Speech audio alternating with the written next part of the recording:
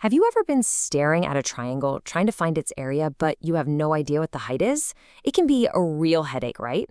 Well, you are in the right place. Today, we're going to unlock a super powerful formula that solves this exact problem.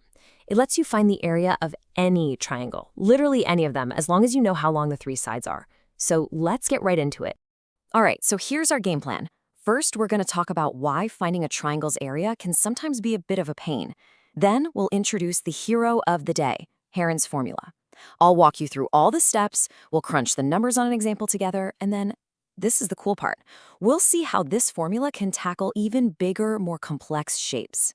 Definitely stick around, because you'll get to test out your new skills at the very end.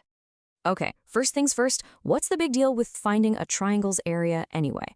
Well, it all boils down to one, sometimes very tricky little thing, the height. You probably remember the classic formula from school, right? Area equals 1/2 times base times height. And that's great. It works perfectly when you have the nice, neat, simple triangle. But what happens when you get a weirdly shaped one? One where all the sides are different lengths. Suddenly, trying to figure out that imaginary dotted line for the height, well, it becomes a real headache.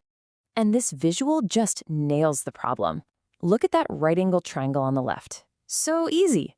Two of its sides are the base and the height. Simple. But then you look at that scalene triangle on the right. Yeah, that's a whole different ballgame. To find its height, you'd have to do a bunch of extra math, maybe even break out some trigonometry. That is the exact challenge we're about to completely sidestep.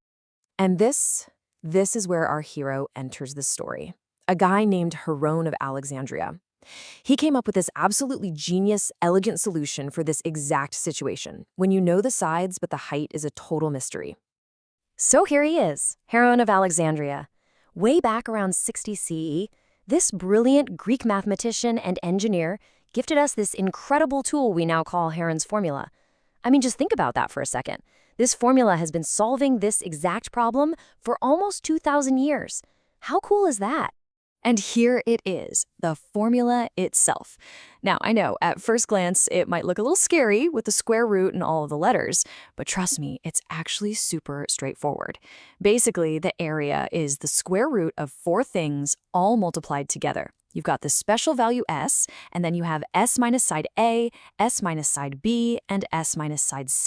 So you're probably asking, what is this mysterious s? Well, s stands for semi-perimeter. And semi is just a fancy way of saying half. So all you do is add up the three sides to get the perimeter, and then you divide it by 2. That's it. Seriously, that's all S is. But listen, do not forget that divide by 2 part. It is a super, super common mistake people make on exams, so burn that into your brain. Okay, so even though that formula looks a little intense, actually using it is a simple 4-step process. I'm going to walk you through it right now. All right, step 1, find your semi-perimeter, S. Remember, add up the sides, divide by 2. Easy. Step 2, calculate your 3 S minus values. You're just going to take S and subtract each side from it. Step 3, now you multiply all 4 of those values together, your S and the 3 results you just got. And for the grand finale, step 4, just take the square root of that big number you just calculated, and boom, that's your area. Okay, enough with the theory. The absolute best way to get this is to actually do it. So let's solve a problem together right now.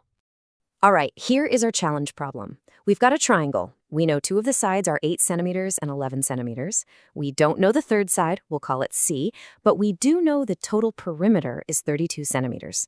Our mission, should we choose to accept it, is to find the area. Okay, first things first. To use Heron's formula, we need all 3 sides, right? Well, that's easy enough to figure out.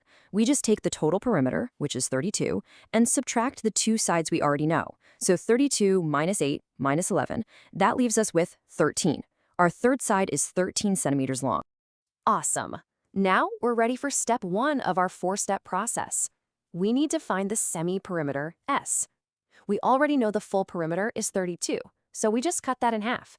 And 32 divided by 2 is 16. Perfect. Our S is 16.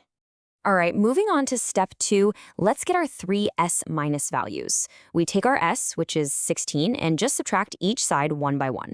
So 16 minus 8 gives us 8, 16 minus 11 gives us 5, and 16 minus 13 gives us 3. And just like that, we have all the pieces we need for the big formula. And now for the final steps. We just plug everything into the formula. We're going to multiply our four numbers, 16 times 8 times 5 times 3. That gives us a big number, 1920. The very last step is to take the square root of 1920. Now you can simplify that radical down to 8 times the square root of 30. And that, my friends, is our area. Don't forget the units, centimeters squared. So you might be thinking, okay, that's a cool trick for triangles, but why does it really matter? Well, because this almost 2,000-year-old formula is like a secret key. It unlocks the ability to measure all sorts of shapes you see in the real world, not just plain old triangles. I mean, just look at this. How would you even begin to find the area of a weird four-sided field like this one? There's no area of a weird field formula. But what if you just draw a line and slice it in half with a diagonal? All of a sudden, you've got something you do know how to work with: 2 triangles. And the technique here is just brilliant. All you have to do is measure the lengths of all the sides, including that new diagonal line you just drew. Then you use Heron's formula on triangle number 1 to get its area. Then you do the exact same thing for triangle number 2. Add those two areas together, and you've got the area of the entire complex shape. It's an absolutely fantastic problem-solving tool. All right, so we've covered the why it's a problem, the how to solve it, and even the what else can you do with it. Now, it's your turn to give it a shot. Let's see what you've got before we wrap up with the key takeaways. Okay, here is your question. Go ahead and pause right here and try to work it out on your own. You've got a triangular signboard with sides of 5 centimeters, 12 centimeters, and 13 centimeters. Using everything we just talked about, what is its area? So, how'd you do? The correct answer is B, 30 centimeters squared. Now, you absolutely could have gotten this using Heron's formula, and it would have worked perfectly. But here's a little pro tip for you. Whenever you see the side lengths, 5, 12, and 13 together, your brain should scream, "That's a right-angled triangle!" It's a classic Pythagorean triple. So you could have taken a shortcut and used the old formula, 1/2 times base times height. So 1/2 of 5 times 12. Either way, you get to the right answer.